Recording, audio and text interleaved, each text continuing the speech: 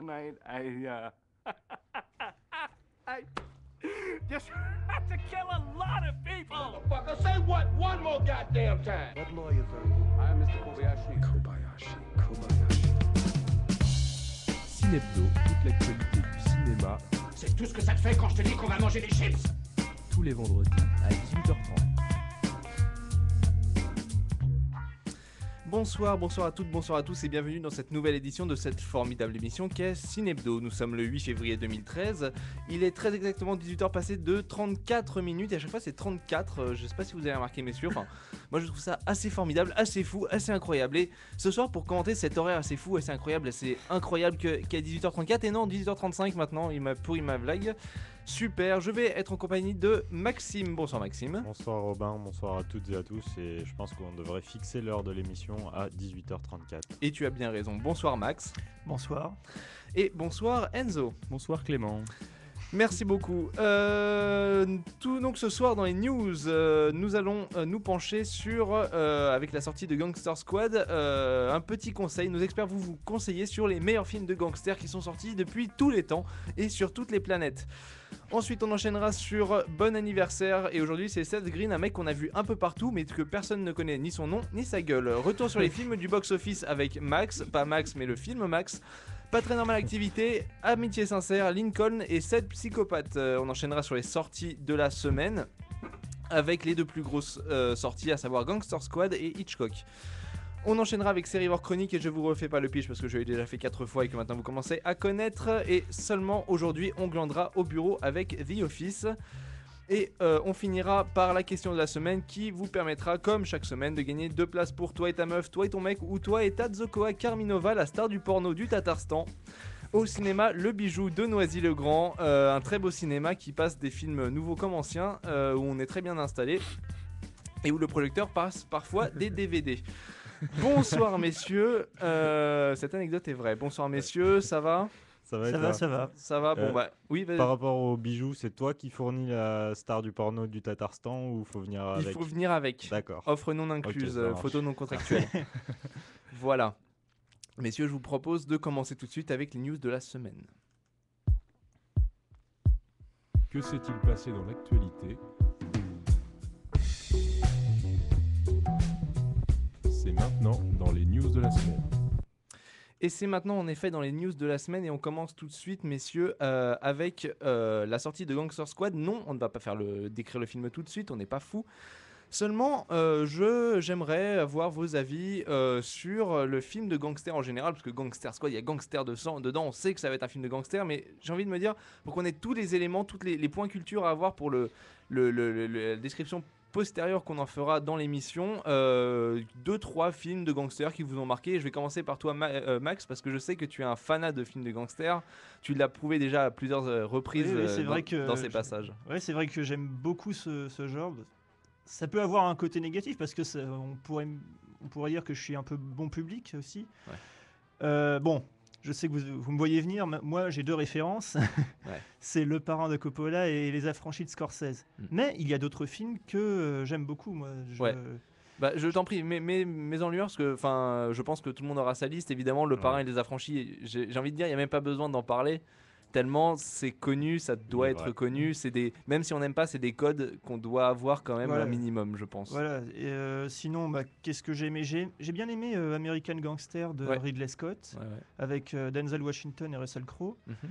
J'ai bien aimé, alors dans un petit peu dans un autre style, Public Enemies.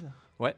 Avec Johnny Depp. Je crois qu'on est divisé sur Public Enemies, non ? Ouais, un peu, ouais. On va pouvoir en reparler. Voilà, Maxime, pourquoi tu le mets pas, toi ? Alors que il y a un beau casting, hein, il me semble qu'il y a Christian Bale vs Johnny Depp, ça se passe pendant la prohibition. Il y a pas Marion Cotillard. Il y a Marion Cotillard aussi, mais c'était le duel, voilà. C'était les années 30, etc. Il y a une ambiance. Et qu'est-ce qui t'a pas plu ? Qu'est-ce qui t'a empêché d'aimer ce film ? Je suis pas un grand fan des films qui font des remakes des films des années 30, en fait. D'accord. C'est-à-dire que je préfère me concentrer sur les films, les vrais films noirs. Moi, c'est plutôt ça que j'allais citer dans ma liste, sans chercher non plus à faire le puriste. Mais voilà, des films comme le Scarface, le tout premier, de Howard Hawks, aussi Le Faucon Maltais avec Humphrey Bogart. Enfin, les premiers grands moments du film noir. Les premiers grands protagonistes C'est ça, sombres, ouais, ténébreux, exactement, ouais. torturés. Ténébreux du cinéma. C'est des trucs qui ont inspiré eux aussi les films dont parlait Max, comme Le Parrain ou Les Affranchis. Tu parles de Scorsese d'ailleurs avec Les Affranchis. Moi, il y a aussi Les Infiltrés que je mettrais dans la liste. Oui, c'est vrai, Je c'est l'ai trouvé vrai. excellent. Je sais aussi, même si je l'ai toujours pas vu, que Les Infiltrés est une adaptation de Internal Affairs, une série, je sais plus si elle est hongkongaise ou japonaise. Qui a fait un film aussi. Oui, il y a eu un film. Il y a eu un film très bien. Oui, non, enfin une série de films, je voulais dire, pardon. Ah. Parce qu'il me semble qu'il y en a 3, donc. Si J'aurais je dit dis pas de bêtises. hongkongaise, mais. Ouais, Ouais, pareil. je pense que je suis c'est pas ça, sûr. mais Il me semble voilà, que c'est avec les triades, etc. on c'est tape ce qu'il à y a. peu près dans le bon coin géographique. Ouais. Voilà, moi j'aurais mis ces films-là. Particulièrement Les Infiltrés, parce que je le trouve extrêmement C'est vrai que bien j'ai beaucoup. construit. J'allais le citer aussi. C'est vrai que j'ai beaucoup aimé ce. Même ce si film. c'est une ambiance différente Oui, je suis d'accord. de Gangster Squad, c'est plus moderne, c'est plus c'est quelque chose où d'ailleurs le moderne est important avec tous les coups de téléphone portable. Enfin voilà, c'est quelque chose qui m'a assez plu, et voilà, moi j'ai pas encore vu Gangster Squad, mais je suis pas un grand fan des films qui se replacent dans les années 30, si ce n'est quelques-uns. Enzo, un ou deux films qui t'ont marqué de ces films de gangsters? Un suffit pour moi. C'est vrai que moi je suis pas un grand fan comme Max en tout cas, mais il y en a un que j'ai réussi à supporter jusqu'à la fin, et il est très long en plus. C'est Il était une fois en Amérique. Ok. Et que dire à part Magistral, enfin tout est bien là-dedans. Et qu'est-ce qui t'a marqué personnellement? De Sergio Leone. Oui, c'est Sergio ça, Leone, le dernier, il me semble, de Sergio Ouais, Leone. le dernier. Je pense c'est que en fait déjà c'est que c'est pas qu'un film de gangster en fait. Je pense que c'est ça qui m'a Il y a plu. un peu plus de Ouais, profondeur c'est que une ça. grande fresque. On suit en gros la vie de mémoire Noodles. Noodles, ouais, c'est ça. Interprété par Robert De Niro, donc, et on le suit donc sa vie part d'à peu près 1910, je crois, jusqu'à après la Deuxième Guerre mondiale, je pense. Donc ça nous c'est quasiment une fresque historique comme les Italiens savent les faire. Ouais, Et c'est ça, baigné c'est dans presque un péplum. C'est ça, ouais. Et baigné gangster. dans les affaires, il passe par la prohibition et tout ça. Et... Il y a les Incorruptibles justement, aussi, j'allais le que citer même parce si je suis que- pas un grand fan, je sais que c'était plutôt un bon film. C'est pas un film qui m'a énormément passionné, mais Justement, moi j'allais le citer parce que je trouve qu'il se rapproche beaucoup de. Je sais pas si tu seras d'accord avec moi, Enzo. Je sais pas si tu l'as vu, mais il se rapproche beaucoup de Gangster Squad. C'est Incorruptible 2. T'es d'accord? C'est ça. D'accord. Donc de Brian De Palma, hein, Les Oui, Incorruptibles. Ouais, c'est vrai que moi aussi j'avais beaucoup aimé. J'aime bien la mise en scène de Brian De Palma. J'aime bien ses façons de jouer avec la caméra, tout ça. D'ailleurs qu'on retrouve un petit peu d'une certaine manière dans Gangster Squad, d'une autre façon. Ouais. On en reparlera, oui. Bah, c'est vrai que dans les films de gangsters, moi au début, évidemment, j'ai pensé à Scarface, au Parrain, aux Affranchis. Puis je me suis dit que c'était pas que les années 30 et 70 qui étaient réservés à ça, et du coup, ça m'en a presque fait oublier que Hit de Michael Mann, ça reste un Ouais, c'est super film de gangster. Ça reste pour moi une scène de fusillade que je crois que j'ai pas vu un film qui ne s'est pas inspiré quand il y a des fusillades comme ça à grande échelle qui s'est inspiré de Hit, parce que ça reste assez impressionnant. Un casting relativement phénoménal. Juste De Niro, Al Pacino, Val Kilmer. Val Kilmer à l'époque, aujourd'hui ça fait marrer parce qu'il est tout gros, etc. Ouais, voilà. Mais c'était une superstar à l'époque. Je suis d'accord. J'ai beaucoup aimé à la fin le duel. Oui, De le duel Niro, dans Al Pacino. l'aéroport. J'ai vraiment été scotché à l'écran. Avec la musique de Moby. Hein. J'avais même mon favori, moi. Ouais, bah oui, voilà, chacun. Et bon, moi j'étais un peu déçu. Ce Mais... qui est bien moi, dans Hit, c'est que le favori, c'est un des deux. Chacun a son favori entre un et deux. Ouais, Et voilà. c'est que on a toujours, dans un scénario, il y a toujours une partie d'empathie vers le personnage principal. Et là, bah, tu jongles entre les deux. Donc c'est vraiment sympa. Dans un autre catégorie, bon, j'en ai assez parlé, mais il y a Snatch qui reste un film de gangster. Je me doutais que tu allais en parler. Qui reste un film de Très gangster. bien, bien ouais, en laissé. plus, ouais. Qui se caractérise cette fois justement par non pas un récit de vie, mais une imbrication de petits récits de vie à c'est ça. un point donné, Ouais, c'est qui ça, se croisent en un point explosif et qui repartent après. C'est ça. Ouais. C'est bon. J'avais noté aussi, même si je l'ai trouvé très long et je m'étais relativement ennuyé devant, mais enfin ennuyé. C'est long, mais ça reste magistral. On a déjà parlé du Parrain. Hein, je te le dis. C'est Casino. Ah oui. Ouais. Oh. Casino, alors je sais, ouais. qui est le Le film à 2h30 de BO, hein, C'est déjà, quand c'est ce qui était bon un petit, mais qui reste quand même un super film de gangster et un bon gros film sur la. Enfin, c'est un modèle pour moi du genre. Après, voilà, il y a Le Parrain, etc. Mais c'est un modèle de ascension d'échéance. Ouais. Pour moi, Casino, il n'y a pas plus ascension d'échéance que ça. Ça se focalise que là-dessus. Il n'y a pas Scarface dans ce genre d'idée. Il y a, Oui, il y a c'est ça, vrai, mais ça il y a reste- aussi tout le côté social dans Scarface. Il y a des intrigues, il y a un côté entouré, tu vois. Ouais. Le film s'inscrit dans une réalité, tu vois. C'est de Miami, des années 70. Alors que là, Les Affranchis, c'est vraiment d'un point A à un point C en passant par un Casino, point B. tu veux dire. Casino, pardon. Ils se ressemblent beaucoup, hein, c'est oui. c'est vrai, c'est un peu le même Ouais. style. Hein. Et enfin, un que j'ai aimé pour sa caractérisation un petit peu, non pas globale des gangsters en général, mais sa focalisation sur un gangster, c'est A History of Violence avec Viggo Mortensen, qui reste un film de gangster, mais un film sur un gangster, C'est vrai. et qui est un film de gangster en vérité à la deuxième partie du film. Vu que toute la première partie, on est dans cette optique avec le personnage qu'il veut, il cherche tellement à rejeter son passé qu'il en a oublié. Ouais. Et donc je tenais à signaler, voilà, après bien entendu, il y en a beaucoup d'autres, mais Maxime. Pour citer aussi, revenir encore sur Scorsese, qui je pense est quand même un des maîtres du film de gangster. Il y avait un de ses premiers Vous films. comprenez pourquoi je l'aime. Un de ses premiers films qui Oui, était Mean Mean Streets. Streets, voilà, où c'est plus Personnel, un film assez biographique. il me Ouais, semble. c'est ça, et puis c'est surtout sur le petit gangster aussi cette fois. C'est Mm. ça qui est intéressant, c'est que Oui, c'est pas voilà, la- c'est pas pas la quelqu'un mafia, qui va devenir voilà Ouais, un c'est grand pas- parrain, un grand mafieux. C'est quelqu'un qui est dans son petit quartier de New York, cherche à se faire respecter. Il le fait d'une façon qui lui est plutôt personnelle. Donc c'est joué par De Niro. Il y a Harvey Keitel. Enfin, pour moi, ça reste un des plus grands films de Scorsese. Ouais. Il y a aussi dans le lot des films de gangsters qu'on n'a pas cités. Il y a Pulp Fiction et Reservoir Dogs, Ouais. pour moi. En C'est tout vrai. cas, je vois Max qui essaye de se cacher. Non, mais moi, là, moi je me suis un peu ennuyé devant en fait. Oh. Voilà. Ouais. Oui, non, mais après, Dans les deux si Ouais, t'as du mal avec le style Tarantino, je comprends que ça oui, soit ça- super ça long. peut- hein. ça peut- Il y a ça peut- ça, ça oui. peut se comprendre, mais pour moi, ça reste notamment Pulp Fiction, un chef-d'œuvre d'écriture. Et quant à Reservoir Dogs, je mettrais ça encore plus sur le dos des acteurs qui sont tous extraordinaires. C'est vrai. Mais voilà, je pense que, chers spectateurs, chers auditeurs, vous êtes. vous êtes... Ils ont Pareil trop occupé pour le la week-end. Ah ouais, il y a de quoi faire le week-end, il y a de quoi être occupé. Il y Il y en a même un autre, Oui, j'y pense à vas-y, l'instant, vas-y, que ça va peut-être vous surprendre, mais les deux films sur Mérine qui sont sortis en 2007-2008, Oui, je c'est sais vrai pas si qu'on n'a vous pas avez Oui, vu. c'est cité vrai. on n'a pas Ouais. cité de film C'est français. français, on pouvait aussi, ouais. C'est vrai. j'étais assez impressionné, moi, ça m'a beaucoup plu. Le Parce casting est que- très bon, Vincent Cassel, Depardieu. Ouais, des grandes gueules, quoi. Et des voilà, mecs, ouais. Non, C'est vrai que les- installés, hein. ça m'avait très agréablement surpris, j'avais beaucoup aimé. C'est vrai que dans tous les Voilà. films de gangsters français qui sont sortis récemment, je repense à Les Lyonnais, tous les trucs d'Olivier Marchal J'avais et tout bien ça. aimé aussi. Bah, moi, je suis un peu plus réservé sur cela, mais c'est vrai que Mérine sort du lot quand même. Où Oui, je suis d'accord. c'est quelque chose d'assez puissant. Mais pour revenir dans les années 70-80, le film français était plus dans le film policier que dans le film gangster. Ouais.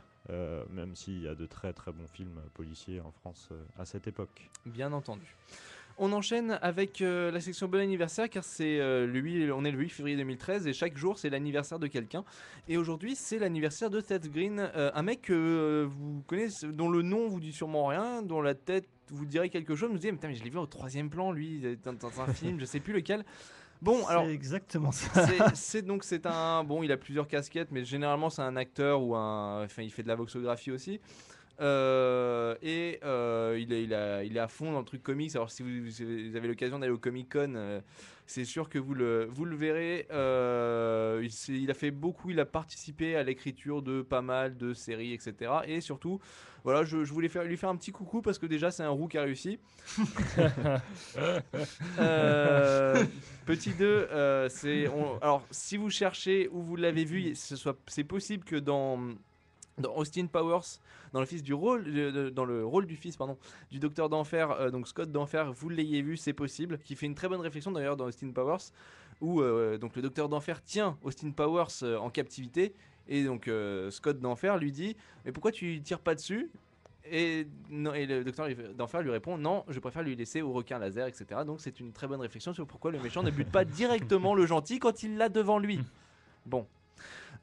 Sinon, vous l'avez vu aussi très certainement dans Braquage à l'italienne. Vous savez, le Ocean 11 du pauvre. C'est pas moi, j'avais vu cette critique dans Télérama et je crois que c'est le truc qui m'a fait le plus rire dans une critique de film musique. Mais c'est vraiment ça. C'est du pauvre.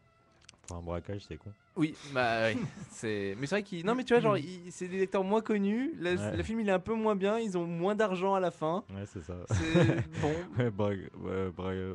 Ocean's Eleven, il braque, il braque la Banque mondiale et braquage à l'italienne, il braque une épicerie, quoi. C'est ça. Bon. Ça reste. Et il a fait des voix, notamment dans le dessin animé Batman. Et dans American Dad, voilà, il a été vu dans I Met Your Mother, Heroes. Bah, c'était un petit coucou pour Seth Green. Comme ça, vous aurez son nom et vous pourrez vous péter en société en disant je sais qui est Seth Green. Et ça, c'est magnifique. Ça, moi, j'aime. Ouais.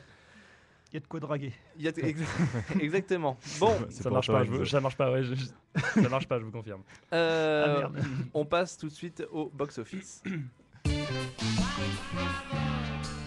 Et maintenant, retour sur la semaine passée avec le box-office.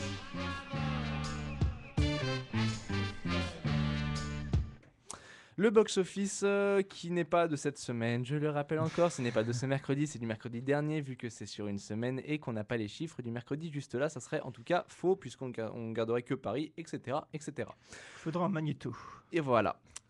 Toujours en premier, Django Unchained, sa 3e semaine, qui continue à faire 650 000 entrées, ce qui fait une très bonne entrée pour une première semaine de film qui était attendu. Pour sa 3e semaine, ça reste vraiment bien. Ouais. Et qui arrive tout doucement vers la barre des 3 millions. Petite estimation, 4-5 millions. Ouais, moi je dirais bien. D'ici la fin d'exploitation. Je dirais bien 5. Bon, il va durer plus de 10 semaines facile, Voilà. donc il aura Beaucoup le temps. beaucoup de copies, si jamais vous êtes en énormément de vacances, si copies, vous êtes en ouais, Uruguay, même si vous Ouais. revenez en avril, je pense que vous allez Ouais, c'est à clair. l'UGC de Bercy, C'est à Châtelet, il y sera encore. Ouais, clairement. Bon, on redit pas ce qu'on a dit. Non, Ceux, pas qui besoin, sont, pas ceux besoin. qui seront pro Tarantino seront ravis, ceux qui sont anti Tarantino seront pas ravis. Et je rappelle que le podcast de l'analyse très détaillée de Django Unchained est disponible à l'adresse radio-recc.fr dans la section podcast au 25 janvier Ouais, c'est 2013. Deuxième, Lincoln, encore un film qui nous a fait débattre longuement la semaine dernière. Donc dans sa première on était moins en semaine, désaccord sur celui-là. on était un peu moins. C'est vrai qu'il y avait 2 groupes déjà. Oui. Donc pour 300 copies, ce qui est relativement peu pour un film. Ouais, clairement. Bon. C'est pas une très grosse Et semaine de cinéma. c'est vrai. 440 000 entrées, donc un démarrage honnête, mais dont je sens qu'il va flancher. Je le vois mal se rester un petit peu. Là, avec le longtemps. bouche à oreille qui s'est fait, à mon avis, Ouais. justement, les entrées vont diminuer. Donc, justement, Enzo, tu avais fait partie, toi, de ceux qui avaient vu Lincoln plutôt d'un bon oeil. En tout cas, tu t'es Oui. pas ennuyé. Oui, d'un bon oeil, mais comme je te disais, c'est vrai que moi, quand on me dit, alors, est-ce que tu as aimé Lincoln, je vais, oui, mais je te le conseille pas, quoi. Ouais. Voilà, Ouais, c'est ça, c'est difficile. Ouais. Je peux pas conseiller ce genre de film. Voilà. Bon. Ce genre de film À des filles. alors que je sais pertinemment que 2h30 de débat parlementaire. Ça, c'est-à-dire que plairont pas à tout c'est le monde. c'est quand même pas le Spielberg grand public, quoi. Non. C'est... Ouais.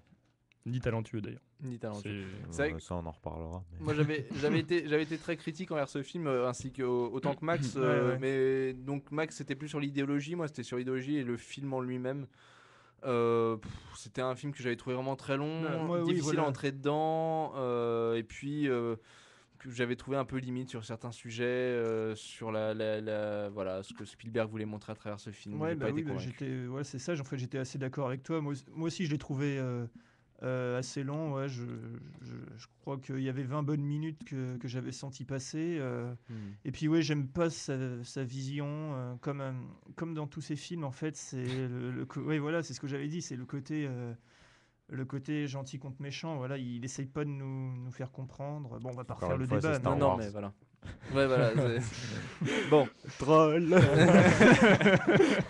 Bon, troisième semaine, amitié sincère. Troisième position, amitié Position, ouais. sincère. Première semaine dont on avait passé rapidement parce que Lincoln nous avait largement pris la tête, pris le chou. Pas pris la tête, la tête c'est négatif, pris le chou parce qu'on était en débat, en conflit. Je rappelle aussi que Lincoln, c'est le podcast du 1er février. Amitié sincère donc, qui lui fait Très bonne entrée. une très bonne entrée. Attention, Franchement, pour une petite semaine de cinéma et pour un film qui coltine Django Unchained et Lincoln, voire peut-être Happiness Therapy, bon. il a fait mieux qu'Happiness Therapy. Sachant Ouais. que Alceste la bicyclette est sorti depuis 3 semaines, je pense que c'est le film de vieux qui vient à la rescousse, quoi. Voilà, c'est ça. C'est voilà. Donc on a toujours un film qui se passe de l'été, histoire de nous foutre un peu plus le seum parce qu'on est en février et qu'on se pèle les miches. Et bah là, cette année, ça sera Amitié sincère, voilà. D'un film que tu as vu, Max, donc tu peux en parler. Je fais vite fait la comment dire. Le pitch. Non, pas le pitch, mais D'accord, dis-moi d'aller me faire foutre. Bref, c'est avec Gérard Lanvin et Jean-Luc Anglade, entre La autres. distribution. La distribution, merci. Donc Max, tu l'as vu et tu es mitigé, Oui, moyen. bon, j'y suis allé, comme je crois que je l'avais dit la semaine dernière, j'y suis allé parce qu'il n'y avait rien d'autre à voir. Ouais, bon, c'est la petite comédie dramatique qui se veut pas prétentieuse, voilà. C'est ni bon ni mauvais, et je te défends de faire une blague encore une fois. Bon, les acteurs ne sont pas mauvais non plus. J'aime bien Jean-Hugues Anglade en plus. J'aime bien aussi Gérard Lanvin d'une certaine manière. Et est-ce que, parce qu'on rappelle vite fait le pitch, c'était 3 potes qui se retrouvent dans une espèce de cabane, enfin de maison sur le littoral, et donc la fille de Gérard Lanvin qui part avec eux va s'emmouracher de Jean-Hugues Anglade, et le problème c'est que Gérard Lanvin est un papa poule qui est super jaloux, et que Jean-Hugues Anglade est un type qui n'ose pas le dire directement. C'est accrocheur, on rentre dans l'histoire. C'est un petit peu ça l'histoire, un peu. Alors sur le côté, ça se passe pas que dans la, pas que dans la petite maison. Ouais, dans la petite maison. Des fois ils y sont, des fois ils y sont pas. Oui, non, mais voilà. enfin oui, c'est le point de ralliement. J'avais l'impression. Oui, bah ils se retrouvent. Oui, voilà, c'est trois vieux copains qui se connaissent depuis 30 ans, je crois. Bon, voilà, et qui partagent tout. Et puis il y en a un, Gérard Lanvin, donc qui n'aime pas, voilà, qui veut qu'on lui dise toujours la vérité. Et bon, des fois la vérité, on le sait tous, n'est pas facile à dire. Et notamment pour Jean-Hugues Anglade, donc qui est amoureux de sa fille. Là, donc évidemment, quand il l'apprend, il est pas content. Ouais. Quand il l'apprend, du verbe apprendre. Oui, Okay. non, il n'y a pas de truc.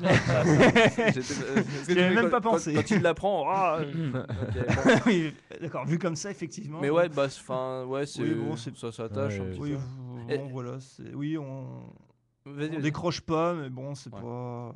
Une deuxième petite question que j'avais, c'était en fait, on avait vu dans Bienvenue parmi nous, qui était un film de vieux dans lequel une partie des personnages principaux, celui de Jean Baker, voilà, okay. dans lequel qui présentait une fille, qui était vagabonde, etc. Et on avait eu le problème du film de vieux qui représente le jeune des années 60. Et qui est en totale contradiction avec la réalité. Exemple, la nana de 16 ans va dans une boîte de nuit et se fait violer par 8 jeunes. Enfin, manque de se faire violer par 8 jeunes la première fois qu'elle y va. Bon. Et est-ce que ça tombe là-dedans ? Est-ce que la fille, elle serait pas un peu stéréotypée en attente de la réplique, ou est-ce qu'elle a une vraie personnalité ? Est-ce qu'on peut un petit peu s'identifier J'ai pas eu le sentiment que ça tombait dans ce piège-là. Non, Bon. C'est pas tellement un film non plus sur la jeunesse, c'est plutôt sur l'amitié. Ouais. Non, elle est étudiante, donc je sais plus ce qu'elle fait comme étude, mais bon, elle passe des examens, je crois, dans le film. Non, c'est l'étudiante sérieuse, gentille. Non, il n'y a pas de cliché et ça tombe pas dans les pièges. Non, j'ai pas eu ce sentiment-là. Avec Gérard Lanvin et Jean-Hugues Anglade à la distribution, si tu m'avais dit que c'était un film sur la jeunesse, j'aurais eu du mal à te croire. C'est vrai. On continue avec Happiness Therapy en première semaine, 290 000 entrées. Bon, c'est un film avec Bradley Cooper, Jennifer Lawrence et Robert De Niro. Oui. Ouais. Mais oui, De Niro qui aurait dû arrêter de faire des films en 2002. Je sais bien ton point de vue, Enzo. Bon, je passe parce que aucun nous l'a vu et on ne ferait que des suppositions. Bon, cinquième, Alceste à bicyclette. Là aussi, je pense que personne ne l'a vu, mais on le déconseille quand même. Le pire, c'est que j'ai des amis qui l'ont vu et qui ont trouvé ça plutôt pas mal. C'est vrai ? Alors, qu'est-ce qu'ils t'ont dit ? Ils m'ont pas vraiment développé Non, mais- non mais C'est ils nous ont- les experts, c'est pas eux. Oui. Oh. Ouais, c'est vrai, merde. Non, mais ils l'ont vu et ouais, ils aiment bien Lucchini par exemple. Bon, ça peut se discuter. Ouais, hein. après, je suis d'accord que je pense que ça attire un public de fans. Tu kiffes Lambert Wilson, tu vas aller voir ce film. Tu kiffes Lucchini, tu vas voir ce film. Bah écoute, moi j'aime bien les deux et Moi, j'ai j'aime bien pas les du deux tout et envie d'aller voir ce Moi, film. j'ai pas spécialement envie d'aller le voir. Ah bon. Bon, avec la semaine qui arrive, je pense. je pense que. Enfin, Ouais. pour pouvoir aller voir Bah, ça. si vous êtes Enfin, comme nous surchargés de cours en semestre 2, bah, Oui. je vous invite à Ouais. pas le voir parce que vous n'aurez pas le temps. Donc, Ouais, c'est clair. Vaut Voilà. mieux Perdez pas votre temps. voilà. Regardez les films qu'on vous a dit tout à l'heure. Voilà. Sixième Paulette dont j'avais dit tiens j'irai peut-être le voir et j'y suis tiens, pas. tu l'as pas vu. Tiens, je l'ai pas vu. Donc en troisième semaine qui fait 160 000 entrées qui va arriver même va pas st- qui ouais. va se tasser Qui va vers stagner, ouais. 700 800 000. Donc un film qui présentait bien la banlieue, bah écoutez, à la limite, nous, on vous en reparlera quand il parlera sur Canal Plus Cinéma. Septième semaine, Zero Dark Thirty en deuxième semaine. Cette fois, on l'a vu, c'est. Ouais. On a vu un film qu'on a On vu. passe pas pour des crétins. Voilà. Ah non, attends, c'est long. Ouais, On ça va. on se coltine 4-5 films toutes les 2 semaines, ça va. Zero Dark Thirty, deuxième semaine, 134 000 entrées pour 370 000 copies. Donc un film sur l'arrestation de Ben Laden sur le temps long de 2001 à 2012, sur l'arrestation et la balle dans la tête qu'on ne verra jamais. Ça va. De Zero Dark Thirty, pareil, on en avait parlé assez longuement le 25 janvier. Maxime, donc un film que tu avais...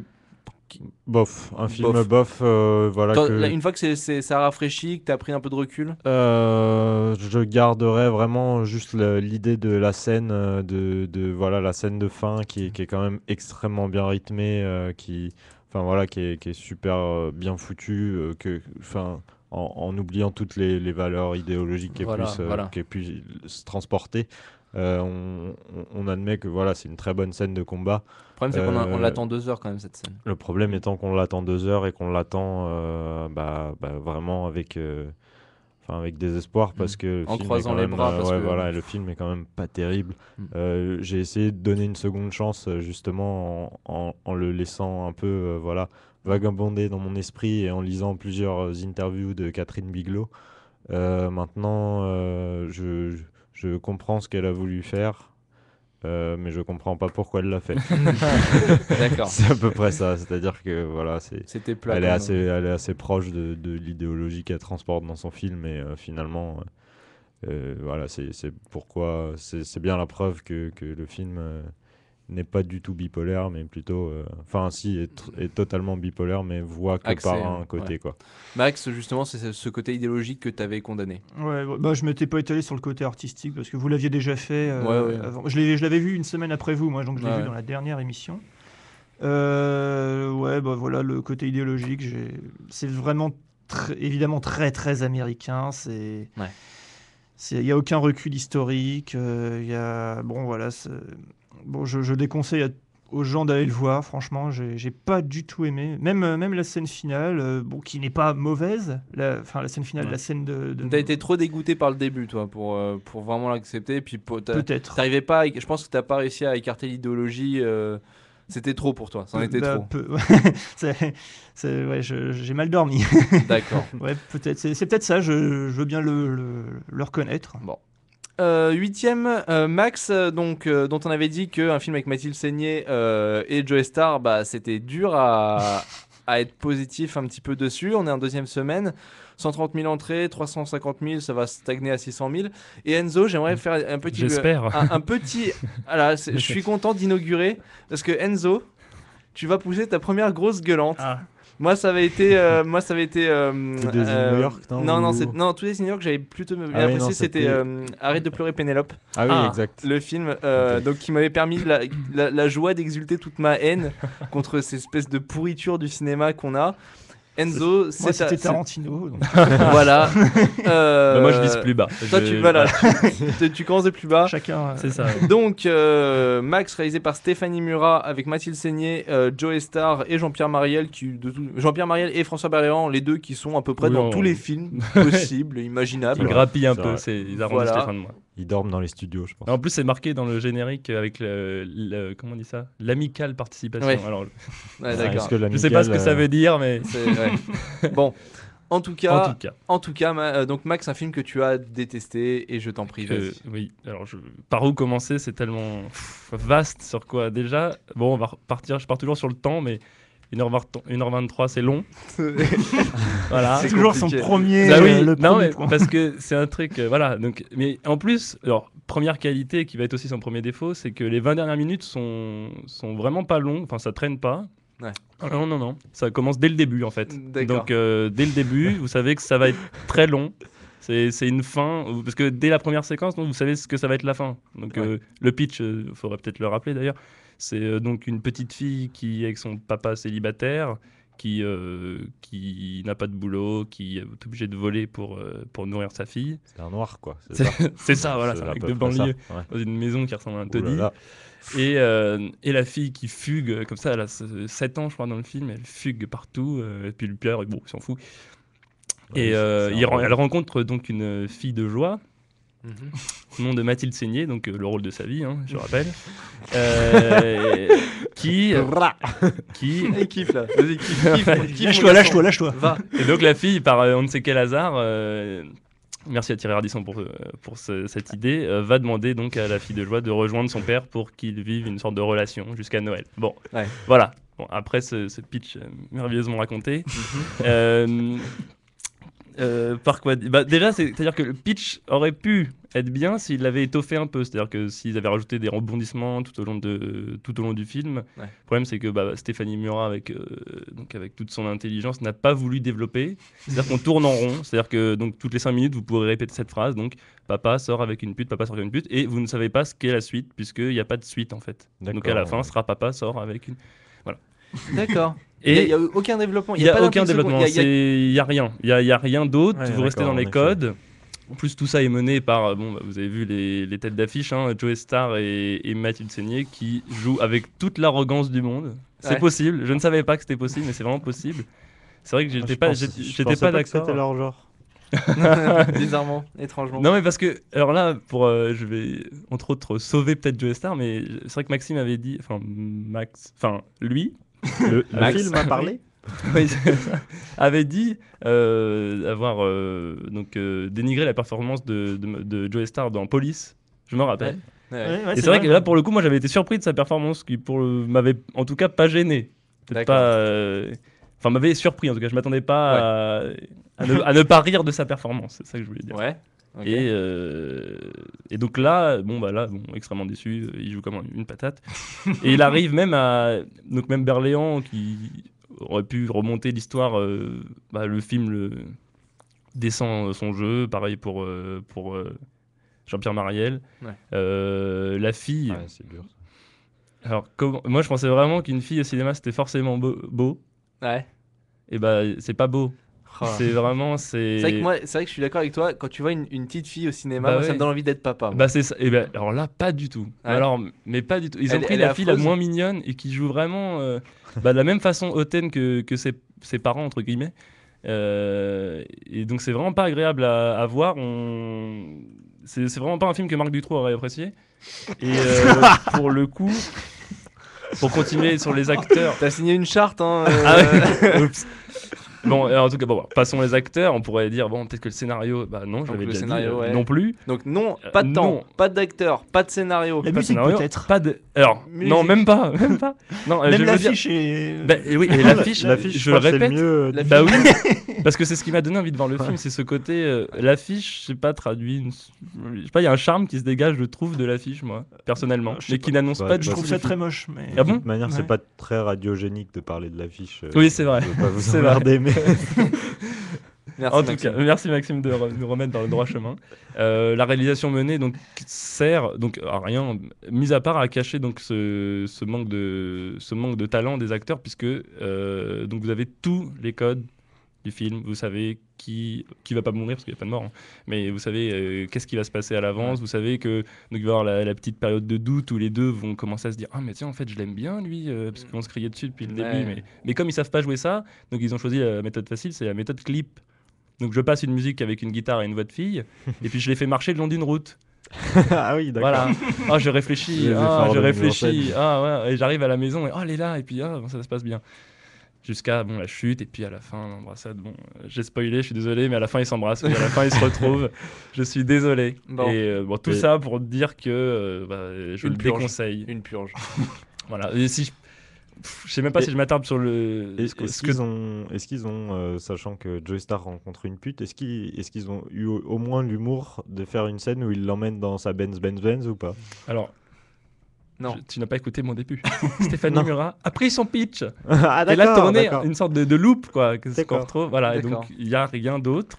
Et même, je pourrais dire, et si je vais plus loin, parce qu'on pourrait aller plus loin, comme c'est la mode dans cette émission, parler de l'idéologie que les films transportent, enfin, en tout cas, Ouais. ce qu'ils véhiculent. Je trouve ça vraiment même malsain, en fait, ce que transporte le film, dans le sens où on voit une fille, pendant tout le film, la fille veut, ce qui est logique, veut ressembler donc à sa pseudo-mère, interprétée par Mathilde Seigné, qui joue le rôle de sa vie, je rappelle.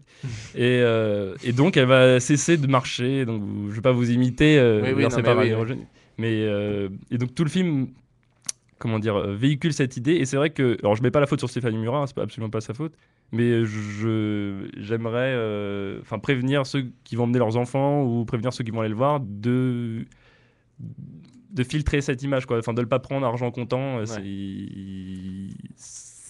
sais pas comment dire ça exactement, mais Dans l'image de l'éducation. Dans l'image, on pourrait. De l'influence qu'a ce. C'est ça, faudrait pas que ce Elle film est ultra influencée. C'est ça, parce qu'en gros, il montre que c'est bien, enfin vraiment, c'est ce que Stéphanie Murat nous montre, hein. C'est-à-dire que la fille est dans le droit chemin et que c'est le père qui a tort. Mathilde Seigné a réussi. Hein. Oui, voilà. Ouais, il montre vraiment que le père a tort de ne pas laisser sa fille s'amuser, dans le sens où traîner, acheter du parfum toutes les 30 secondes, acheter des tenues léopards et des robes et des marchés pas droits. Enfin, vous voyez. Enfin, traîner à Val d'Europe, quoi. C'est ça, voilà. Donc voilà, petite. Voilà. Bon, bah donc une purge, et je suis content que tu aies pu te purger sur Max. 9ème. Façon de parler, évidemment. Hein. On a la webcam. On parle bien du film. Hein. Toi, t'as une réputation assez. Bon. 9ème, pas très normale activité en première semaine qui fait 100 000 entrées pour 220 copies. Je pense qu'ils sont surtout parisiennes. Je pense vraiment. Donc un film que moi et Maxime avions vu. Non, pas du tout. Tu l'avais pas vu du tout, toi. C'était moi, merci Robin de te rappeler de moi. Tu étais dans la salle. C'était moi la main. Tu étais dans la salle avec moi. C'est vrai. Bon, un film, toi, que tu avais trouvé long. Ouais, long, mais. Enfin, c'est dur de le condamner, sachant que tu t'attends forcément à rien. Donc... Oui, voilà. Et puis je pense que le réalisateur non plus. Voilà, Maurice Barthélémy ne s'attend trop à rien. Donc... N'empêche, Enzo qui trouve tous les films de 1h20 longs, je crois comprendre pourquoi ta copine t'a quitté. Un petit message personnel, c'est pas salaud du tout. Bon, en tout cas, un film qui était relativement léger, mais qui passait quand même. Je le défends parce que c'est pas vraiment un film, c'est plus un clip d'1h24. C'est pas tellement à voir au cinéma, mais comme j'ai dit la semaine dernière, c'est plus à voir en streaming un peu pourri avec des potes. De toute façon, il y a tellement peu de copies que. Voilà, ça sera ça. C'est pas plus mal. Je pense que ça sera ça. Et on finit avec donc Les 7 psychopathes qui fait une entrée à 90 000 entrées à 161 copies. C'est pas beaucoup de copies, c'est pas beaucoup d'entrées non plus. Ça a pas vraiment, c'est pas vraiment aller chercher loin, sachant que j'ai eu quand même pas mal de pubs. J'étais un peu surpris. C'est vrai. Enfin, vu que les films s'enchaînent, c'est vrai que les pubs s'enchaînent également. Donc les 7 psychopathes a été remplacé très rapidement par Hitchcock, par exemple. Voilà. Et puis il est dans un moment où les films de gangsters, il y a quand même il y a un peu de choix, quoi. Bah, disons qu'il y a généralement des grosses têtes d'affiche, des films un peu moyens dans le sens dans la vente qu'on en fait, qui sont pas mal aussi. Donc du coup, tu vois par exemple la semaine, cette semaine-là, tu vois, on avait Lincoln qui était une grosse sortie, mais en même temps on a Un métier sincère qui en France est une sortie pas mal, Happiness qui était pas mal, Pas très normal qui était pas mal, et 7 psychopathes qui était pas mal. C'est dur à se placer, quoi. Voilà. Donc 7 psychopathes, un film de Martin McDonagh. Qui est sorti en fin 2012 aux États-Unis, donc maintenant en France, avec Woody Harrelson, Colin Farrell et Sam Rockwell et Christopher Walken. C'est le carré, on va dire, le carré qui porte le film. Un film qui est très spécial, mais que je conseille vraiment à tous les amateurs de, justement, voilà, de films de gangsters anglais, de films de losers, de films de potes, enfin pas de potes, mais de potes un peu tarés. Voilà, dès qu'il y a des espèces où t'as l'impression que le monde est en train de tomber sur les épaules du protagoniste, Oui. qui se débat un peu tant bien mal, mais vu que c'est un gros loser, il n'y arrive pas tellement. Avec des répliques qui sont quand même drôles. J'ai pas entendu, j'y suis allé 2 fois parce que j'y suis retourné ce week-end de celui-là, et d'ailleurs il y avait à la deuxième séance j'avais une réponse bien meilleure que la première, vraiment. Mais donc c'est un film qui, je pense qui enthousiasmera ceux qui ont vraiment bien rigolé, et je comprends vraiment on puisse vraiment ne pas rire et être consterné par ce film. Vraiment, ça respecte un peu rien, ni dans les conventions qu'on a, ni dans les personnages qui sont enfin certains. On a vraiment l'habitude d'avoir des personnages qu'on suit un petit peu dans les films, mais là on passe d'un personnage, un deuxième, tiens j'ai oublié le troisième, et la fin du film est caractéristique de ce traitement des personnages. Encore une fois, un film, je pense, qui traite vraiment de Martin McDonagh, même si j'ai vu une interview de lui où il s'en défend. C'est quand même difficile de voir autrement, et un film où il décline sa personnalité en plusieurs personnages des acteurs que j'ai cités précédemment. Messieurs, je vous propose une petite pause musicale. DJ Shadow, Not So Sad and Lonely. Et voilà, ça fait plaisir. De son dernier album. Et on se retrouve dans 4 minutes à peu près pour les sorties de la semaine. Ça fait triste un peu avec le piano, tu vois, avec les sorties de la semaine, qui seront cette semaine Gangster Squad et Hitchcock, et on finira avec The Office et la question de la semaine dans 4 minutes. À tout de suite.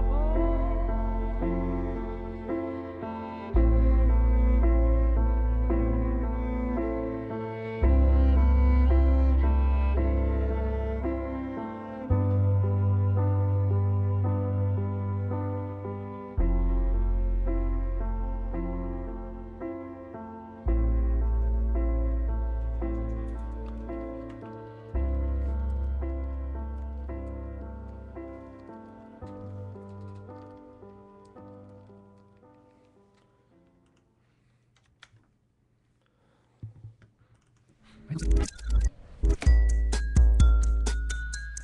Rex.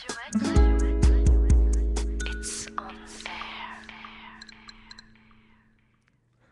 C'est beau, hein. C'est le nouveau générique de Radio Rex, c'est beau, moi je trouve ça vachement bien. Très belle musique d'ascenseur. Oui, mais moi j'aime Mais bien ce petit très côté. efficace. Mais ouais, je trouve c'est vachement bien. Écoutez, on enchaîne avec les sorties de la semaine, c'est parti. Here we go. Go. La pause est finie. Place aux analyses des sorties de la semaine.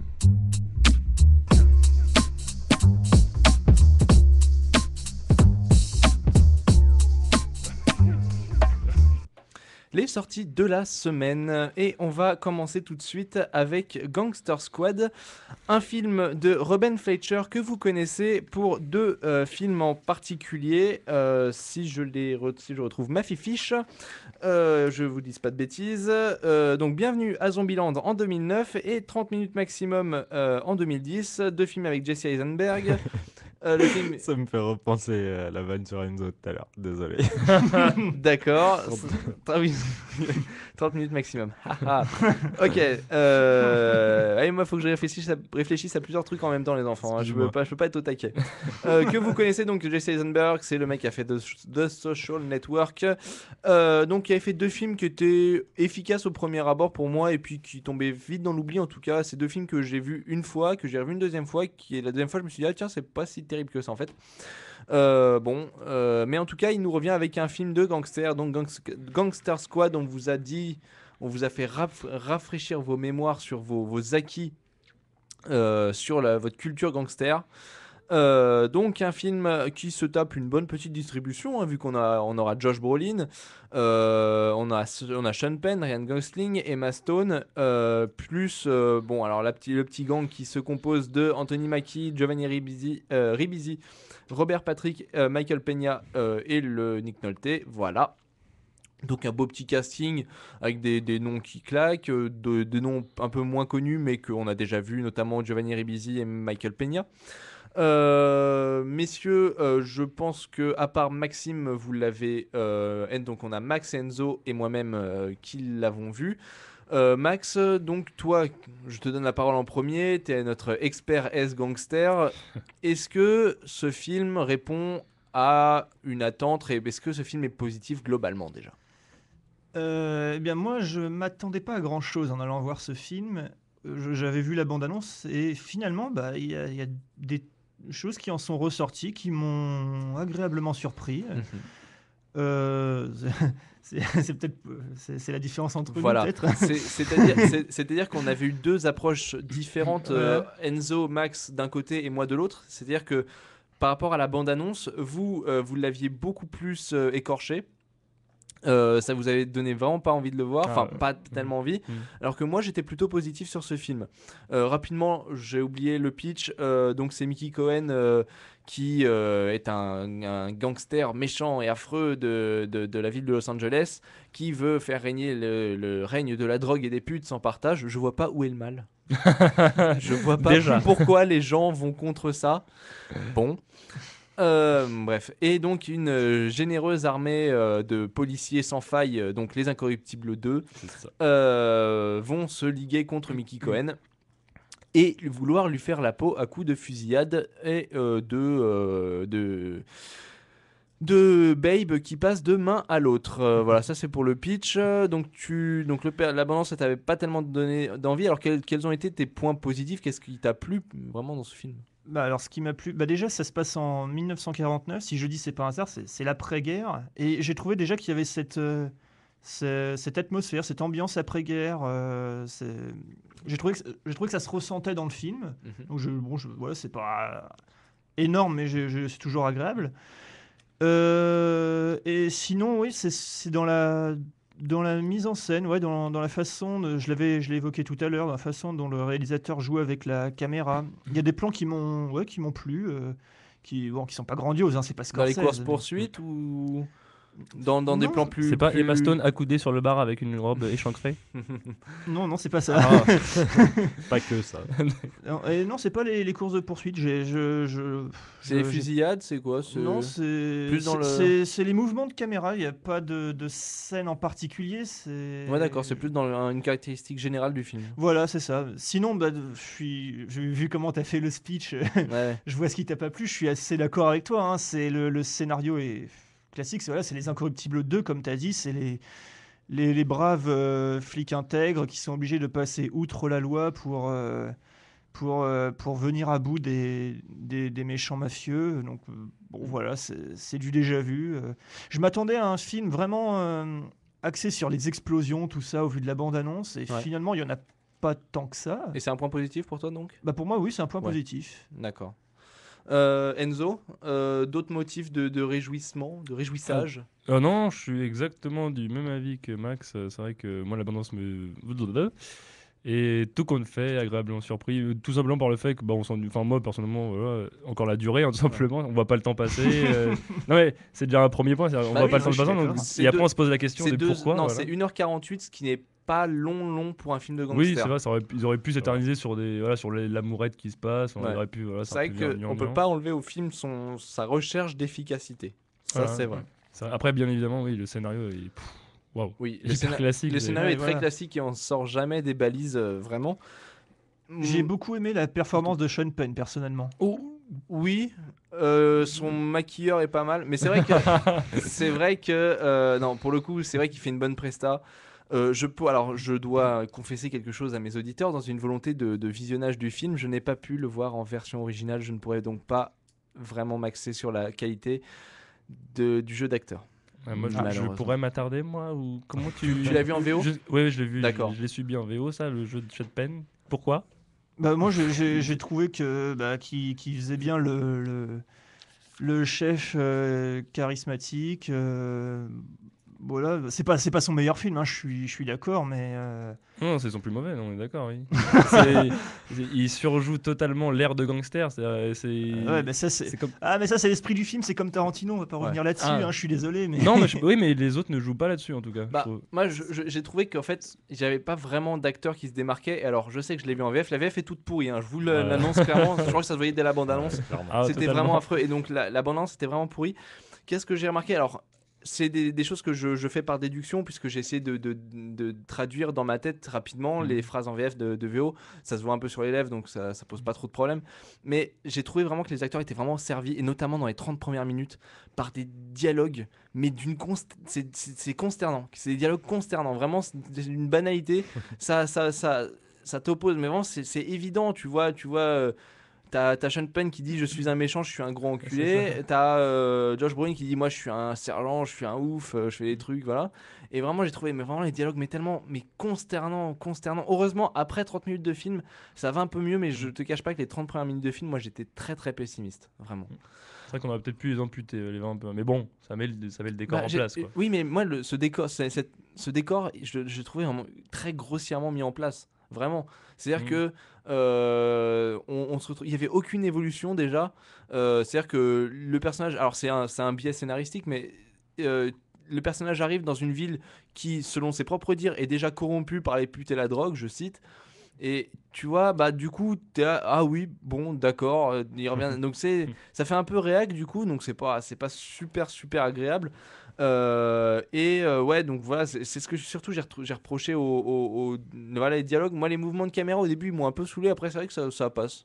Mais au début, ça fait un peu bizarre. Et surtout, j'ai trouvé vraiment les décors qui étaient mal faits. Vraiment, c'était carton-pâte. J'ai l'impression que, enfin moi je me base sur ce que j'ai vu par rapport à la bande-annonce et sur ce que j'ai pu lire à droite à gauche, mais que notamment en partant du jeu de Sean Penn et certainement en recoupant du coup vers tes dialogues pourris et ton décor carton-pâte, j'ai l'impression que tout le truc se fait plus sur de l'illustration que de l'incarnation, dans le sens où voilà ils essayent de se rapprocher d'un film de gangster style années 30, enfin années 40 pour le coup, même 50, et ça a pris 20 ans d'un coup. Et voilà, qu'ils mettent des espèces de mimiques, des espèces de choses qu'on retrouve en illustrant, voilà, comme ça, le côté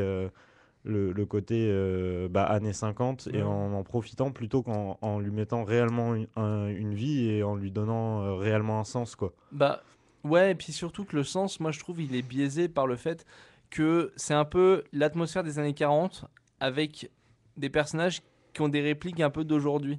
Ouais, c'est ça. Donc, du coup, Donc, ce qui fait que t'as un décalage permanent. c'est C'est le vraiment problème de de- tous ces films-là, je trouve.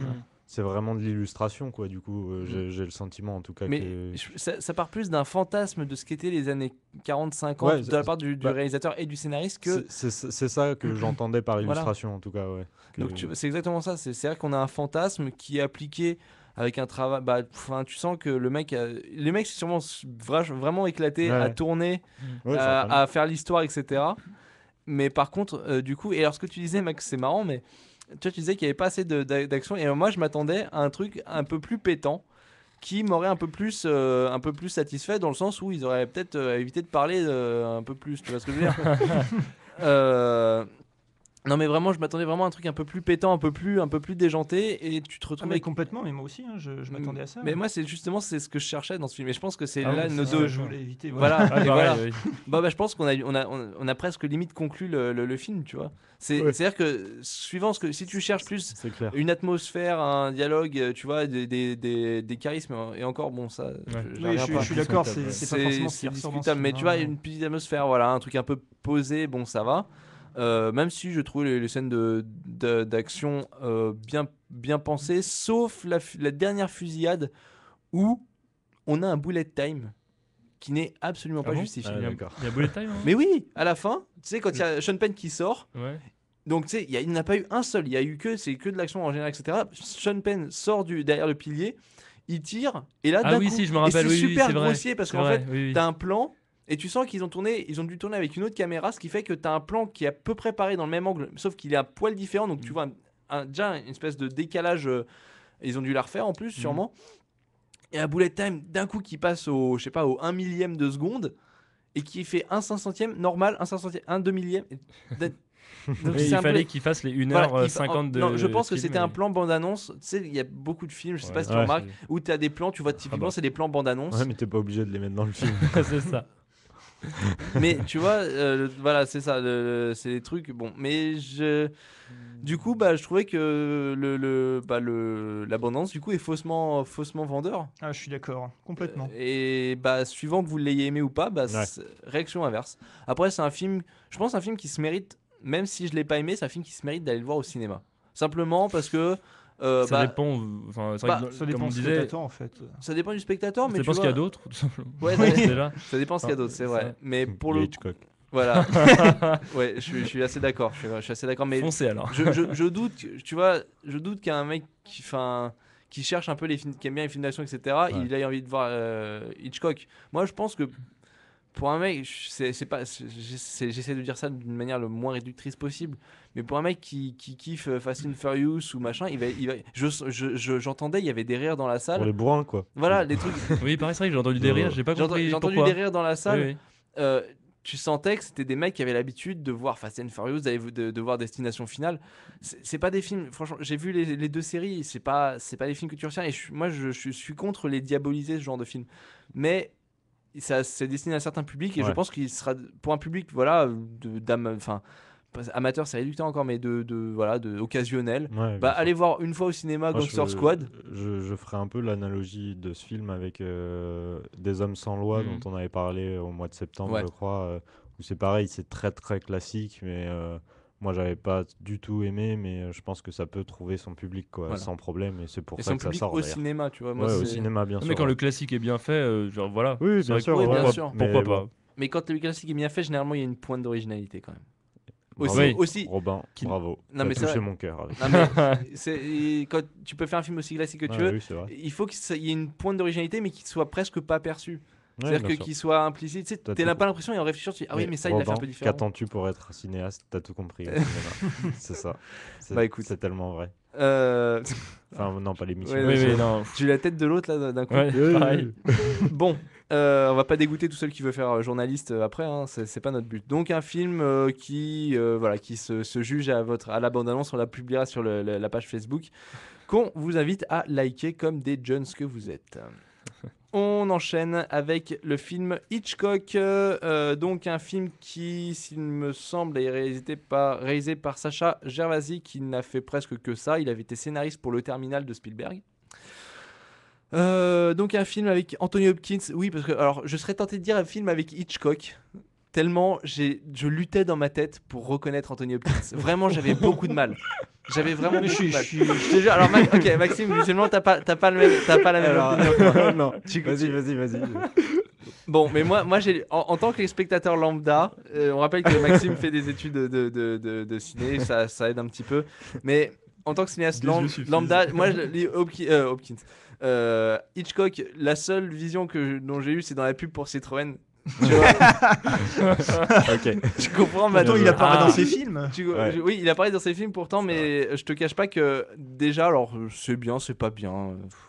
Mais j'ai vu pas mal de Hitchcock. Je suis pas fan et j'ai pas regardé ça avec un œil ultra strict. Je te cache pas que moi, pour moi, je regarde un Hitchcock comme je regarde un Aronofsky, voilà, c'est un film comme un autre pour moi.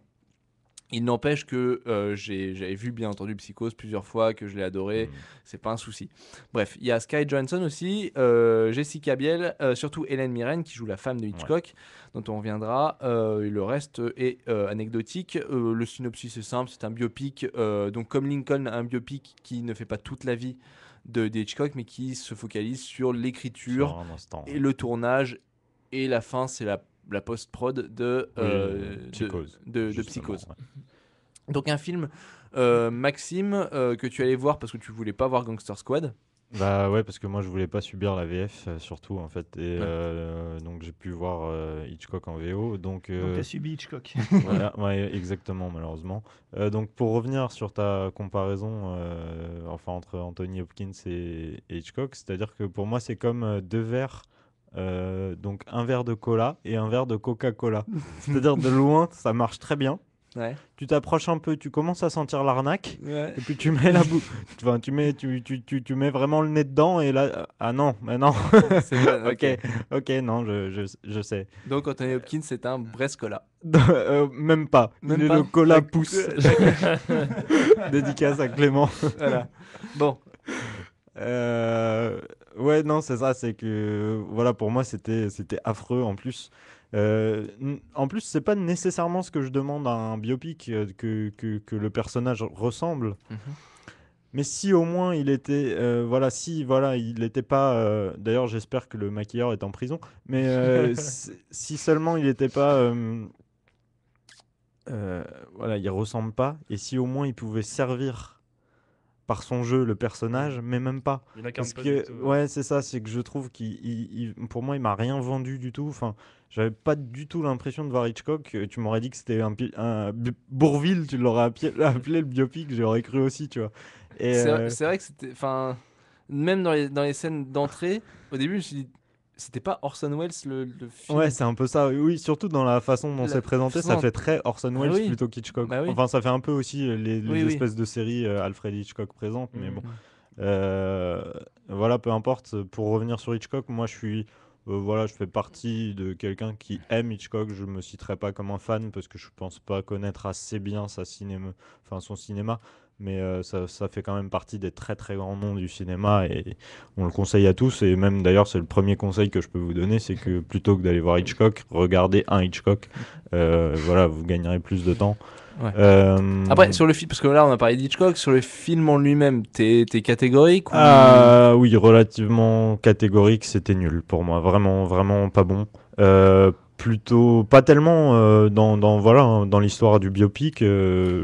Ça se vaut dans l'histoire du biopic. Il y a 2-3 anecdotes qui sont pas folichonnes, mais ça correspond très certainement à une histoire vraie. Donc, en termes de biopic, ça répond à ce que ça doit faire, mais en termes de film, je me suis clairement emmerdé et Enzo me le confirmera. Le problème étant que pour moi, il y a trop d'intrigues qui s'entremêlent.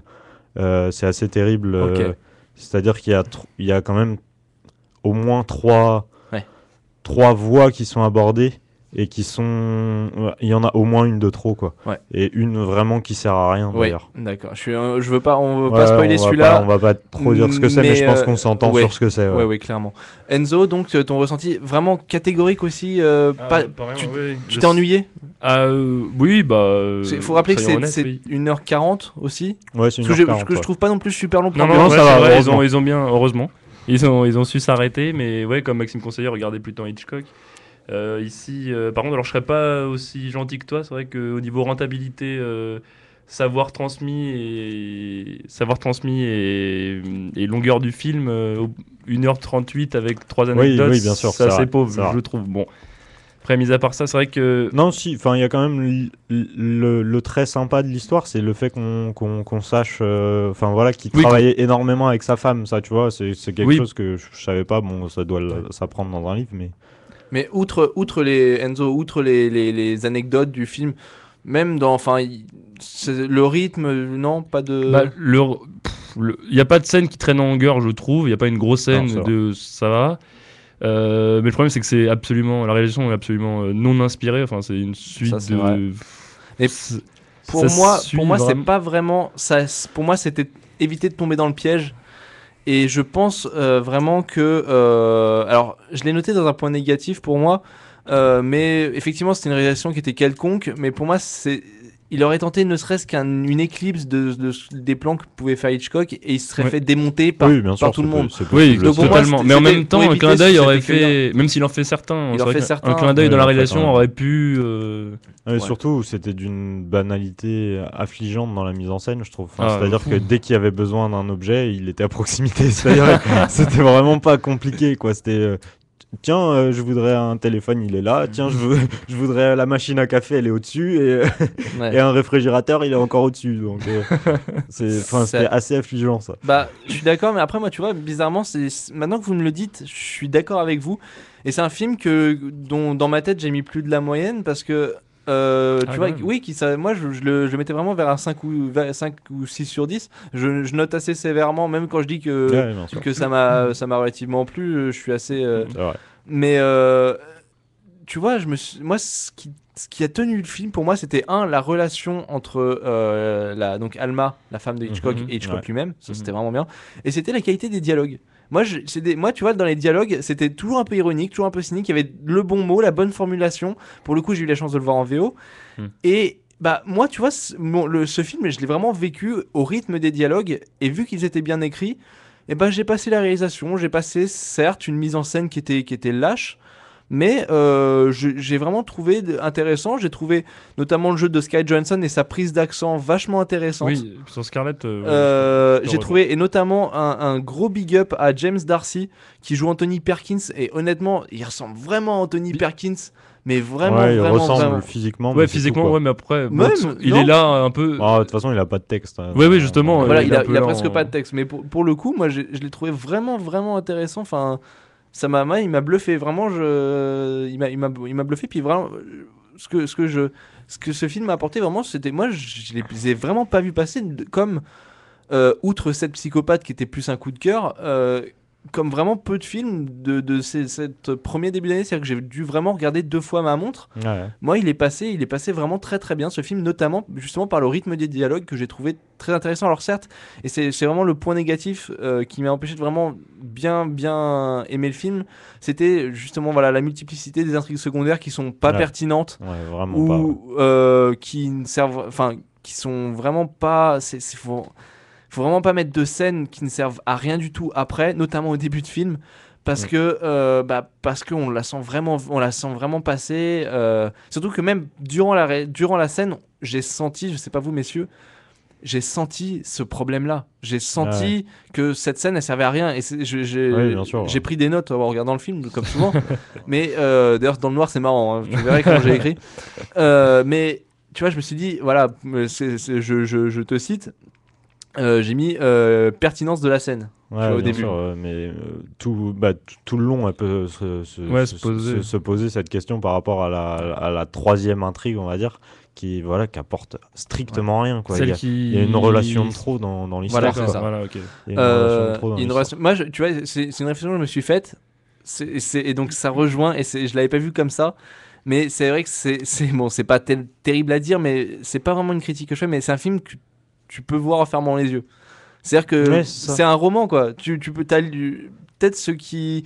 Je conseille de lire le livre, parce que c'est inspiré d'un livre. Je conseille de lire le livre à ceux qui n'ont pas aimé le film, peut-être pour un peu plus accrocher sur les dialogues. Tu vois ce que je veux dire? Ouais, peut-être, ouais, parce que moi j'ai pas été marqué exceptionnellement par les dialogues. Il me semble même m'être fait la réflexion une fois qu'ils étaient mauvais, mais Oui. c'était peut-être pour un passage particulier, je sais plus lesquels. Mais je crois que. Bah, enfin, je les ai trouvés mauvais, effectivement, dans ces intrigues secondaires. Après, dans la principale, moi, ouais. c'était très bien. Et, C'était et vraiment puis particulièrement, enfin en plus, moi je les ai trouvés mauvais parce qu'ils étaient particulièrement mal joués en fait, surtout. Je trouve Je que. rappelle que tu as rigolé lorsque le nom du scénariste s'est affiché, Maxime. Ah ouais, Donc, bah, clairement. Voilà. Non, Merci. mais pas tellement pour les dialogues, mais vraiment pour voilà, cette troisième intrigue. Si le récit s'était un peu plus concentré sur, voilà, sur quelque chose de viable, d'efficace, vraiment, je pense que ça aurait pu être intéressant en oubliant le fait que Hitchcock n'était pas dans le film. Et- Mais J'entends parler juste de mauvais jeux d'acteurs. Même Hélène Mirren, celle qui joue Alma. ah, écoute, elle m'a Parce pas. que du coup, elle vu m'a pas que bluffé, moi. vu que tu avais le moins, c'était celle avec laquelle tu Oui, bien sûr. avais le moins de points d'ancrage. Ouais, Ouais, c'est vrai, ouais. c'est vrai. Bah, en fait, je suis à mi-chemin entre le surjoué et le naturel parce que je me dis que c'est quand même c'était des personnages c'était à la vie des personnages de cinéma presque c'est Alma et ce Alfred qui était voilà très fantasque, très voilà dans l'exubérance et donc forcément j'aurais presque une tendance à vouloir dire que c'était surjoué, mais c'est pas non plus enfin voilà, c'est quand même très supportable son jeu et je trouve qu'en comparaison de la catastrophe qu'est pour moi Anthony Hopkins dans ce film, Ouais. oui, Hélène Mirren est quand même Oui, respectable. on peut dire qu'il y a deux rôles principaux. Enfin, genre, elle tient autant l'affiche que Oui, que bien sûr, Hopkins. ouais. Et Ouais. elle Bon. vaut bien le. C'en est fini pour les sorties de la semaine. La semaine prochaine, un programme chargé, comme on disait, vu que donc on aura en grosse affiche Les Misérables et Ouais. qu'on aura pas mal de films, vu que on essaiera de se répartir un peu tout ça, peut-être. Donc on aura Hôtel Transylvanie, Passion de Brian De Palma, Flight de Zemeckis, qui est pas un réalisateur qui a fait des films pas connus, hein, vu que on en a pas mal. Turf, et voilà. Je passe mon Mais tour. Turf, oui, non, mais Turf, c'est quand même. Non, mais tu vois, effectivement, bon, c'est rigolo. Mais c'est un film de Fabien Ottoniente, ouais. qui est un réalisateur connu dans le paysage français. Ouais, et et c'est puis la sortie française. Il y en a 4 étrangères avant. Ouais. C'est pas... C'est plus Mm. avec Edouard Baird et Alain Chabat, ça risque de grappiller quand même quelques places Ouais. au box-office. Mais à mon avis, il n'a pas eu de chance, le pauvre. Ça va pas être. C'est possible. Ça va pas être génial. Bon, on va passer tout de suite à Sérivore Chronique. Tenté par une série? Chaque semaine, découvrez ou redécouvrez le petit écran. C'est Sérivore Chronique.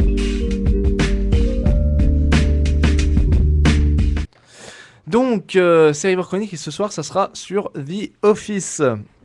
Donc, je vais vous la décliner en deux parties. La version anglaise, passée sur la BBC, et la version états-unienne, passée sur NBC. C'est une série que apprécie particulièrement Enzo, je le sais. Je suis amoureux. Voilà. Je suis amoureux. Donc, la version britannique étant antérieure à la version américaine, sautons notre fierté française, et donc, c'est parti, honneur aux Anglais. Ricky Gervais se fait un plaisir au début des années 2000 de nous écrire une comédie satirique sur le monde de l'entreprise. Expérience qu'il aurait lui-même vécue. Coup de pub à base de basé sur une histoire vraie ou génie scénaristique, personne ne sait vraiment. Ce qui est sûr, c'est que sous le format de la série comique anglaise, donc à savoir des épisodes de 30 minutes, donc rallongés de 10 minutes par rapport à leurs confrères d'outre-Atlantique, ce cher Ricky, accompagné par son acolyte de toujours Stephen Merchant, nous pond ici une petite merveille de cynisme intelligent et d'humour crétin, dans le bon sens du terme. Et nous voilà plongés dans l'univers gris et feutré du monde de l'entreprise. Open space, attente endormie à la photocopieuse et pause zombie à la machine à café, tout y passe. Seulement voilà, la morosité s'arrête là, tandis que The Office évite à tout prix de tomber dans l'humour prout belle-mère de ce que nous proposait Caméra Café en France, avec brio, faut le reconnaître. Au contraire, David Brent, interprété par Gervais lui-même, patron aussi crétin que dénué de toute forme d'amour-propre, fait régner son humour lourdeau, souvent très borderline, sur des collègues de travail qui détestent au plus profond d'eux-mêmes travailler dans une entreprise qui vend du papier. Et nous voilà pris d'empathie pour Tim, donc Martin Freeman, le Bilbon du tout récent The Hobbit, qui était révélé par cette série. Vendeur entre gamins invétérés et adultes désabusés, pris au piège de cet environnement peuplé de psychopathes, et mention spéciale à Keith et Big Keith, deux modèles d'écriture de collègues relous. Et dans lequel Dawn, interprété par Lucy Davis, semble être le seul rayon de soleil, cherchez le nomastique messieurs, d'un bureau représentant tout aussi bien l'avenir des protagonistes, gris, terne et surtout chiant. Là où The Office se distingue, outre sa qualité d'écriture dans les personnages et les dialogues, c'est sa volonté d'être un faux documentaire. En effet, le concept de The Office est que c'est une chaîne de télévision, à savoir la BBC, qui filme pendant 2 ans le quotidien des employés de cette entreprise. Regard caméra, fausse interview, et on a là une petite merveille d'humour et de dérision. De plus, le procédé rend l'empathie à Tim et Dawn extrêmement forte, puisqu'ils vous regarderaient presque dans les yeux en voyant d'un air dépité les réflexions débiles de leurs collègues. Bref, The Office devient rapidement un exutoire jouissif aux malheurs et aux situations délicates dans lesquelles se met David Brent.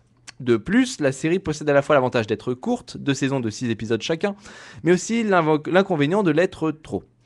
Cependant, comment en vouloir à Ricky Gervais de vouloir s'arrêter quand on est au top. D'autant plus que l'épisode final de la série se clôt par le mot nichon, tits, dans sa version originale, ce qui est assez notable, pour être remarqué. À signaler également le double épisode de Noël supposé se passer 2 ans après les faits pour voir comment ont tourné les différents employés et surtout Ricky Gervais. Petite pépite d'humour que ces 2 épisodes, mais aussi de noirceur sociale comme psychologique. Elle mérite d'être fouillée pour être trouvée sur internet et bon courage pour la trouver, j'en ai chié. Pour finir, signalons donc la version US que je n'analyserai pas puisqu'elle est, en tout cas dans sa première saison et une partie de la deuxième, l'exacte copie de la version anglaise. Seulement, Ricky Gervais est remplacé, heureusement avec bonheur, par Steve Carell, dont le rôle a permis de connaître la gloire. Voilà. La principale différence sera, à partir de cette fameuse deuxième moitié de saison, un déplacement de la satire psychologique vers une satire sociale et professionnelle. Donc les relations conservent tout de même un rôle important et une mention spéciale à Jim et Pam, un des plus beaux et peut-être un des plus réalistes couples de série. Et surtout, au bout de 9 saisons aujourd'hui, on ne note presque aucune retombée de rythme, les personnages s'interchangent aussi avec bonheur. Évidemment, un grand conflit s'agite sur le web pour savoir laquelle des versions anglaises ou américaines est la meilleure, et j'ai envie de vous dire, pourquoi pas les deux. Enzo, tu as un petit... Oui, je vois pas pourquoi tu n'as pas parlé de la version française, Le Bureau. Voilà, je dis François Berléand, ouais. Oui, qui jouait ça a été décliné en Allemagne, en Italie, ça a été décliné dans beaucoup de trucs, oui, de pays. Donc voilà, c'est une série que j'encourage à voir et que je sais qu'Enzo, je lui ai fait découvrir avec bonheur. C'était le plus beau jour de ma vie, Robin. C'est vrai ? Ah, totalement. Ah, je suis un peu touché. Je te cache pas que je suis un peu tourneboulé là. Je sais pas trop quoi faire. Un bisou. Un bisou sur les fesses. Bon, je sais pas, comme tu veux, c'est possible. Écoute, je te propose de passer à la question de la semaine.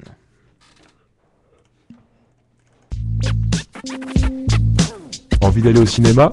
C'est l'heure de gagner 2 places pour le cinéma Le Bijou avec la question de la semaine. La question de la semaine, après cette petite musique de Monsieur Oiseau, et le mec qui a fait Flatbeat, tout ça. Bon, la question de la semaine, quelle est-elle ? Elle va être celle-ci. Quels sont les 2 films que Max, ici présent, a présentés comme indispensables sur les films de gangsters ? Donc c'est un film de Scorsese, et l'autre qui était de Coppola, merci beaucoup. Je voulais que tu le dises. Je sais que c'est un mot que tu kiffes, tu adores le dire. Il y a des fois, tu manges un yaourt, tu dis fais gaffe, il y a des Coppola. Et voilà, c'est juste pour ça. Ok, je l'avais pas préparé celle-là. Bon, alors, donc voilà, quels sont les 2 films, un de Coppola, un de Scorsese, que Max a érigé plus tôt dans l'émission en indispensable, on va dire. Bah écoutez messieurs, une série, un épisode, une émission, ça y est, je vais y arriver, qui se termine, ça s'est bien passé, c'est bien. C'était parfait. Ouais, jusqu'à Coppola, ça allait. Voilà. heureusement c'était à 1h19 d'émission. On se quitte encore avec du D-Shadow. Midnight in a Perfect World, c'est son plus gros tube et sûrement vous l'avez déjà entendu si vous traînez sur la télé, etc. C'est connu. Et sur cette petite air un petit peu musqueux, j'ai envie de te encore dire, une j'invente des mots à la fin. Je vous dis à la semaine prochaine avec tout plein de films, tout plein d'avis, tout plein de réactions. Et on vous donnera toujours envie d'aller au cinéma. C'est une garantie. À la semaine prochaine, messieurs. À la semaine À la semaine prochaine. prochaine. Allez, salut, bisous.